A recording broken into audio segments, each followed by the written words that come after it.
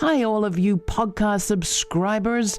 Between demagoguery and monopoly and inequality on a magnitude not seen since the Gilded Age, we have a lot on our plate. Fighting against the drift to autocracy, one man, one party, one channel, or one point of view takes a lot of work. When you support the Laura Flanders Show, you help. Every week, we do our best to open up new discussions and report on people and practices who are spreading power and making our democracy more vibrant. Sharing the microphone, opening up the media, instead of homogenizing it, is possible. But the appetizers who profit from the media we have now won't support it. You are our support. If everyone listening now kicked in a few dollars a month, we'd be golden. Better yet, if everyone listening got 3 new people to contribute, we'd be less dependent on the few that currently give. We've kicked off a May challenge. If we can attract 50 new donors in a week, we'll release a $5,000 match from our board. Just 50 new donors. Will you be one? Will your friend, your neighbor, the person down the street? Become a monthly sustaining member at patreon.com/The LF Show or make a one-time donation. You choose. You'll find all the information at lauraflanders.org/donate. For the many, not the few, I thank you. And here's this week's show. Hi, I'm Laura, and this is the Laura Flanders Show, a TV and radio program that shines a light on the solutions of tomorrow today. We report on the people and movements driving systemic change from the worlds of politics, arts, and entrepreneurship. Welcome. It's hard to find consensus among 300 million people. It helps to have a founding document. But consider any one of the really big important words in the U.S. Constitution, and you'll find no agreement. Speech, happiness, freedom, justice, even person. They've all been up for debate since the founders' ink was dry, and we, the people, haven't finished debating yet. Indeed, some of our biggest debates are about the tiniest word, we. Lisa Graves has been following the to and fro her entire career, a lawyer and researcher. She's advised every branch of the federal government. She's the president of the board of the Center for Media and Democracy, a watchdog group in Wisconsin, where she headed up investigations into the corrupting power of big money on our elections, science, and most especially our courts. A few years back, Graves created True North Research, where she currently serves as its executive director and editor-in-chief. As the House Select Committee investigating the January 6th insurrection prepares to hold hearings throughout June, and the Supreme Court approaches the end of its first term with what you could call its Trump majority, and as CPAC, the global convening of right-wing activists, prepares to hold a conference, not in Texas or Florida, but in Budapest, Hungary, with Putin-ally Victor Orbán as its featured speaker, we thought this was a good time to sit down with Graves. She says what we're facing is the beginning of the next chapter of the extremist revolution. So what does that mean? And because this is a show where we like to talk about how change is made, if a determined group of billionaires brought us to this place, I'm going to ask, can the process also happen in reverse? We'll also hear from January 6th committee member Jamie Raskin, who says that what's about to be revealed will blow the roof off the House. I won't say I'm relieved to be speaking to you, Lisa, but I'm always excited to hear what you have to say because it makes me feel that someone is paying attention. So as we start our conversation, perhaps just to center us, where are you? I mean, I don't mean physically, although that's interesting, but what's on the top of your mind in terms of this particular moment and what's at stake for whom? I'm thinking about a number of things. One is the just ongoing revelations by the tremendously important House investigation into January 6th and the great work of Jamie Raskin and the other members there to really unearth these messages and communications of this coup that was attempted by Donald Trump and his most ardent followers and aides. And that is certainly top of mind because we have never seen anything like that in the history of our republic. And we know that Trump's allies and Trump himself, they are working hard to try to shut down that investigation through the 2022 midterm elections. If they take the House, they will end that investigation, that vitally important investigation into this effort to overturn our democracy, to basically have a coup, and to have a violent coup at that, with what was happening on the Hill on January 6th. But I'm also thinking a lot about what's happening with the Supreme Court and the sort of silent coup that has happened there, in terms of the way this right-wing faction now dominates our highest court, and what they are planning to do to our rights in these coming months. So those are the two things that are most on my mind. And then I also worry quite a bit about Steve Bannon, his continued efforts to seed a global sort of nationalist, white supremacist type of movement, and how that CPAC conference that's coming up in May feeds into that narrative of indoctrination of Republicans to go along with this assault on fundamental democratic principles in America. In their promotional video, CPAC's Hungarian host organization say that American and Hungarian conservatives are united by ideas of home, God, family, all ideas that they claim are under attack. Hungary is a country where Viktor Orbán, as prime minister, has conducted purges of gay people and Jews and anybody smelling of leftism of any kind. There have been horrendous assaults on Roma people, on the so-called gypsy people in the region, and of course the treatment of immigrants that we've seen. By moving their conference, the Conservative Political Action Committee, to Hungary, what are they signaling? And what do those words, home, God, family, mean to them and the Hungarians? That terminology, that sort of fatherland, homeland rhetoric, is well known in history from the 1930s. And to embrace such a repressive leader of a country as someone to be followed by Americans here is genuinely astonishing. American generations earlier fought against that sort of fascistic type of government, fought in World War II against fascism. But now we're seeing this fascism redressed as some sort of modern form of democracy when it is antithetical to true democracy. This notion that Fox, that Tucker Carlson, the Swanson TV dinner era, would give his platform to Viktor Orbán, that CPAC would give their platform to Viktor Orbán, it really signals a determination to try to move this country away from having a thriving democracy and to sort of normalize a sort of almost dictatorial type of presidency.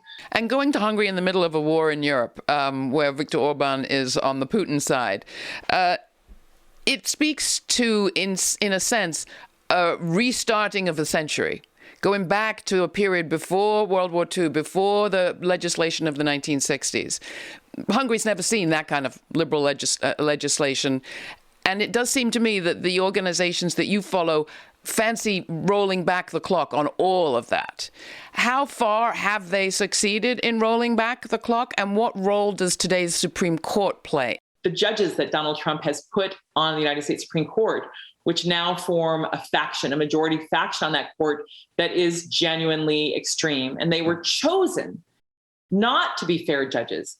They were chosen with the hope, with the intention that they would reverse a century of legal precedents that Americans rely upon. All the other courts basically have to take the cases that come to it and issue rulings on it. The Supreme Court chooses which cases it hears. It receives thousands of appeals every year, and it chooses only about 90 cases to rule on, to have oral argument on and issue a written ruling on. And it has chosen that Citizens United decision, picked that case out in order to destroy campaign finance law or anti-corruption law in this country in ways that are consistent with what Charles Koch wants. They picked out a case about the Voting Rights Act in order to destroy the enforcement provisions of the Voting Rights Act in 2013, which has spawned these hundreds of repressive bills to make it harder for Americans to vote. that have been fueled by Trump's lies about the election, the big lucrative lie. They picked out a case involving gerrymandering or the map drawing in order to take away and limit the power of federal judges to set aside these unfair maps that install minority rule in states and basically have overrepresentation of Republicans in Congress, despite the fact that they do not hold those same majorities in state registration. And now they've chosen decisions like a decision involving Roe versus Wade with the view toward overturning 50 years of precedent. And another case that is coming out this year to attack and limit the power of the EPA to regulate climate, as we're witnessing with our own eyes documented, demonstrated consequences of the climate changes that are underway. And we desperately need to have a federal government empowered to do something about it. What would that take? Well, that's going to take having substantial progressive majorities who are willing to make sure that our courts are staffed with people who are fair and who do not have this regressive, repressive, narrow view of our Constitution, who do not have an agenda to roll back the rights of American women, LGBTQ rights, to roll back our regulatory rights, the power that we have and justly have to regulate corporations, which are artificial creatures of the state who do not have the same rights and should not have the same rights as actual human beings. We need to have the willingness to, I think, expand this court. It's 9 justices. It's not set in the Constitution that it be 9. It could be 15. The court should look more like the American people. It shouldn't just be a bunch of Ivy League judges who are handpicked, at least 3 of them, and actually more because of the role of Leonard Leo. Does the confirmation of the court's latest justice, Ketanji Brown Jackson, make a difference? It absolutely makes a difference to have her on the court because, in part, this court has never had a Black woman serve as a judge. I think it's really important from that standpoint. And she's someone who is who's shown herself to be someone devoted to facts and law and fairness. But it doesn't change the majority. It doesn't change this faction, but it holds off the expansion of that faction and gives us a toehold for pushing back that faction and outnumbering them ultimately. This is the Laura Flanders Show. I'm Laura. My guest is Lisa Graves, one of the nation's foremost experts on corruption in the country. She's the creator, executive director, and editor-in-chief of True North Research, an investigative watchdog group. And she's the board president of the Center for Media and Democracy, where she's led in-depth investigations into the corruption that undermines our democracy, environment, science, and economic health. You can watch this show on our YouTube channel or on over 300 public television stations nationwide. Find out where at lauraflanders.org. And while you're on our site, sign up for our weekly newsletter to receive information on all our web exclusives, live events, and uncut interviews, including the uncut conversation from today's show with Lisa Graves, along with my latest commentary on inflating hopes and dreams in Mansion Country. Next, we discuss kicking off June 9th by the House Select Committee investigating the events of January 6th. On that, we'll hear from Democratic Representative Jamie Raskin, who's a committee member and says that what's about to be revealed will blow the roof off the House. But first, here's the 1.5 mix of Just Because by poet and Tony Award-winning playwright, as well as artistic director of the theater portion of the Downtown Urban Arts Festival in New York City, the one and only Reggie Gaines. Time to try something new that everyone in the world can do. Treat those the way that you treat you. View each new day a dream come true. Time to try something new that everyone in the world can do. Treat those the way that you treat you. View each new day a dream come true. Just because the world's gone wrong doesn't give you any reason not to sing this song. Birds are chirping, skies bright blue. Plenty of people doing worse than you. Homeless, hungry, suffering from disease. Seems every morning we should hit our knees. Pledge praise to the power who provides us air. Stop moaning, groaning about your despair. Care about your loved ones, care about yourself. Forget about fame and a world where wealth rules the way we think, what we believe, causing pain, shame, so many to grieve for those they've lost and still might lose. You got a choice, but will you choose hate over hope, dope, death, despair? It really won't take much to show the world we care. It's an inside and an outside strategy, as Jamie Raskin and others on the House Select Committee into the January 6th insurrection have said.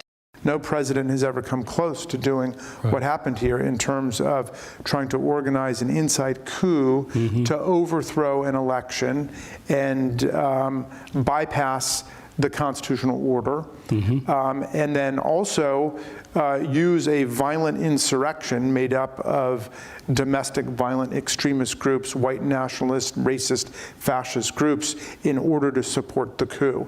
There was both the attempt to bypass the constitutional order at the level of the elections and counting the votes and alleging fraud when there wasn't any, and there was the sort of fueling of an outside the Capitol mob of white supremacists and others that you've mentioned.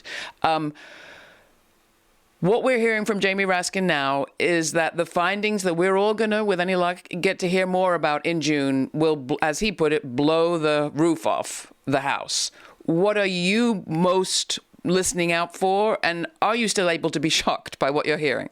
In terms of what's happening with that investigation, I mean, more documents, audio, we're already seeing some of that in the revelations about Jenny Thomas's role in using her power to try to influence Mark Meadows and Trump to overturn the election. Who was paying her salary? Who was paying her consulting fees? Who has been paying her all these years as she has played this significant role in trying to influence who gets into the Trump White House and who gets fired from it?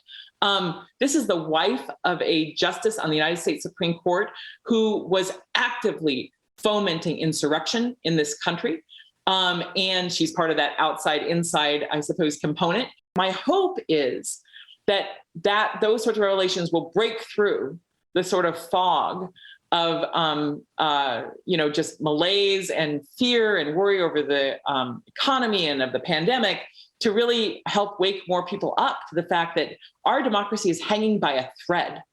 And there are people in the Republican Party who want to cut that thread. Donald Trump is chief among them, but he's not alone. He has extreme partisans who have very extreme views, who are willing to do whatever they can to help themselves stay in power and help him stay in power, and that includes fundamentally destroying our very democracy. Let's hear from Congressman Jamie Raskin himself. It is a mistake to think that the right wing, by which I mean the Republican Party, by which I mean the extreme right wing, because it's all the same today, it's a mistake to think that they don't operate on ideas, because they do. They operate on very elaborate, detailed, minute conspiracy theories. It's a race between the popular will and their control over anti-democratic instruments like voter suppression, the gerrymandering of our districts, the filibuster in the Senate, court packing, right-wing judicial activism. We need to be mobilized like hell for the 2022 elections. It's either going to be a Democratic majority or Republican majority. That majority is going to be sitting in Congress in 2024 when the electors come in. Well, that's what the congressman has to say. Back to you, Lisa. We are in the run-up to midterm elections. Jamie got himself elected. I believe, that the vote still matters, even if our democracy is hanging by a thread.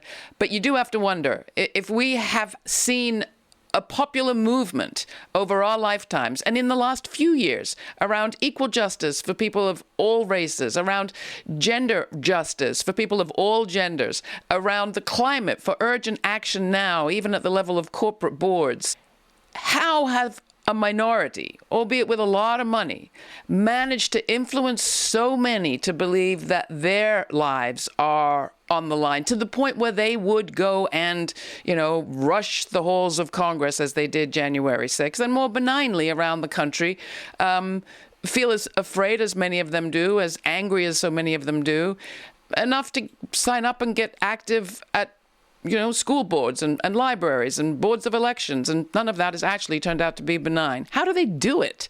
And what do they have that the other side doesn't have?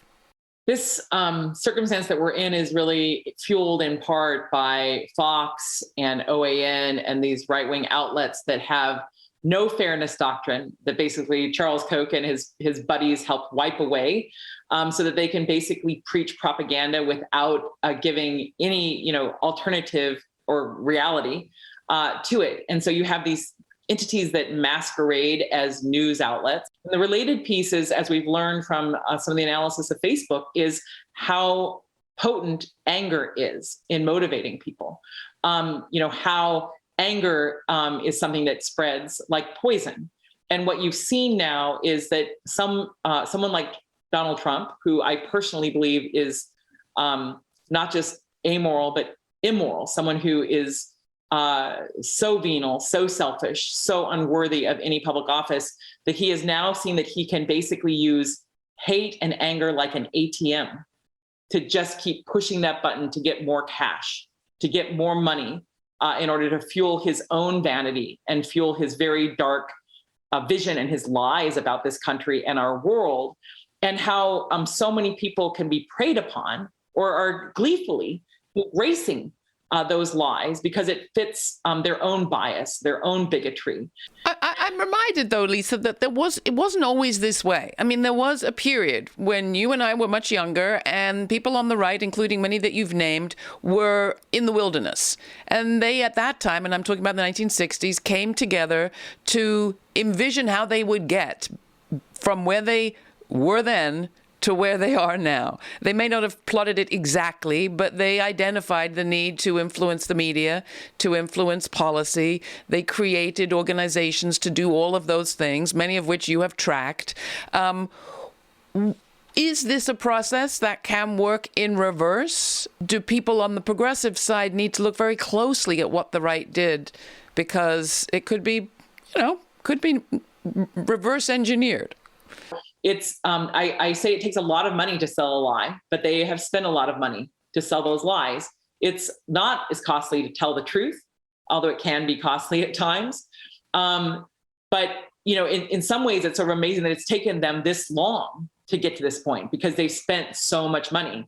And that's because I think that they continue to genuinely be at odds with the will of most Americans, what most Americans want.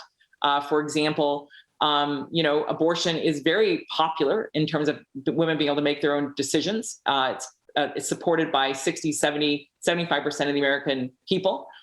Abortion is more popular than President Biden or President Trump.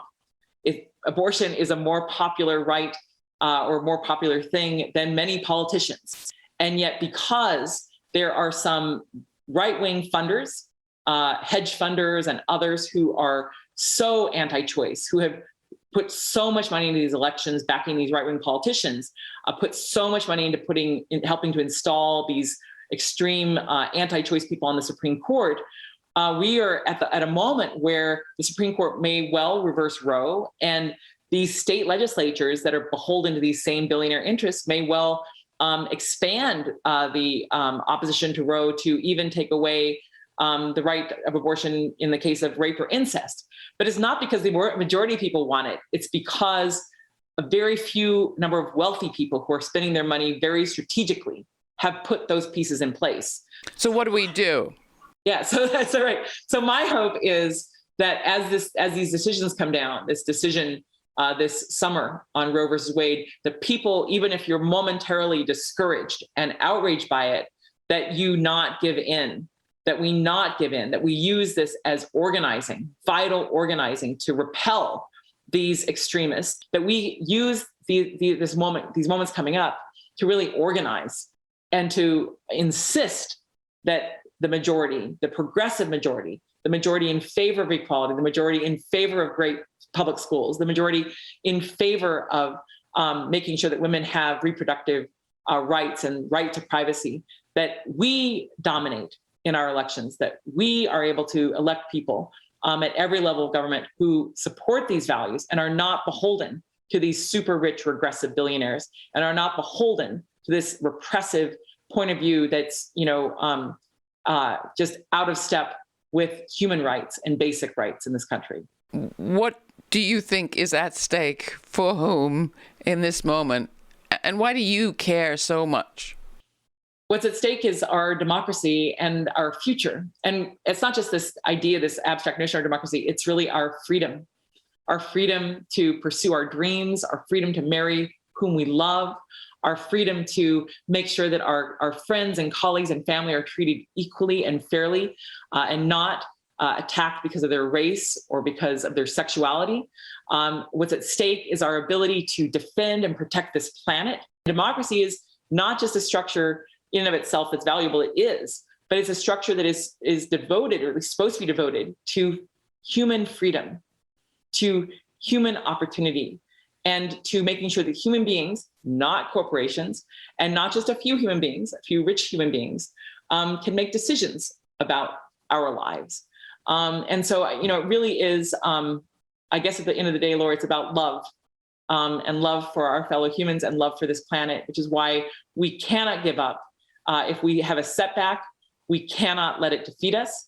And as my hero, Frederick Douglass, said, power concedes nothing without demand. It never has, and it never will.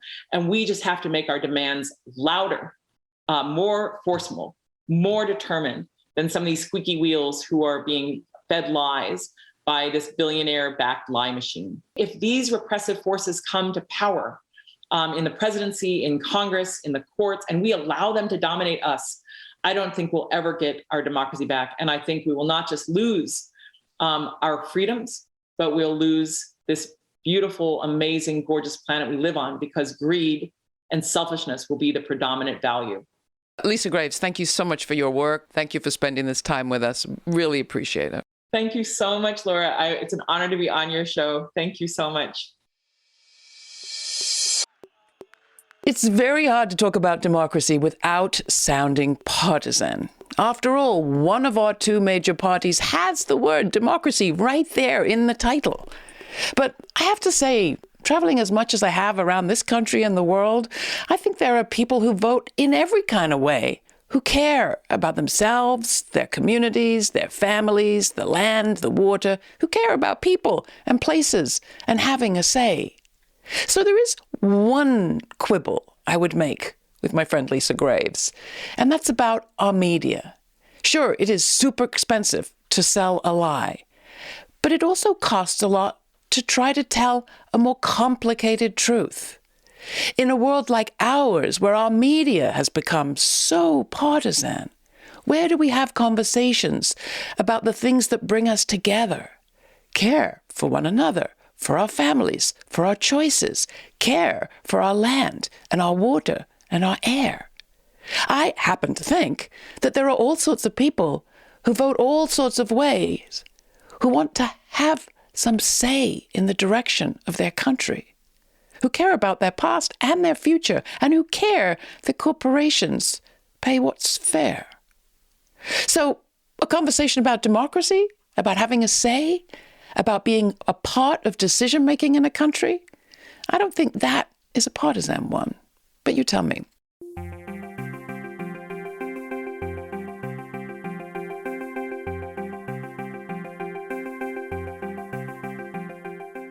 For more information on this week's guest, go to patreon.com/The LF Show. You'll find there a suggested reading list and additional related episodes to explore from our archives, as well as an invitation to watch the premiere of each week's show on our YouTube channel and chat with all of us live in real time. That's Sundays at 11:30 Eastern. All the details are at patreon.com/The LF Show. The show is listener and viewer supported. We don't take ads or money from the government. You make it possible for us to bring this forward-looking programming to a national audience for free. But it isn't cheap for us. This month, we need to raise $25,000. Can we depend on you? We have a match going on. If we can just bring on 50 new donors, we'll release $5,000. So you can really make a difference by spreading the word to your friends and families and make a contribution at patreon.com/The LF Show or lauraflanders.org/donate. You'll get all sorts of extras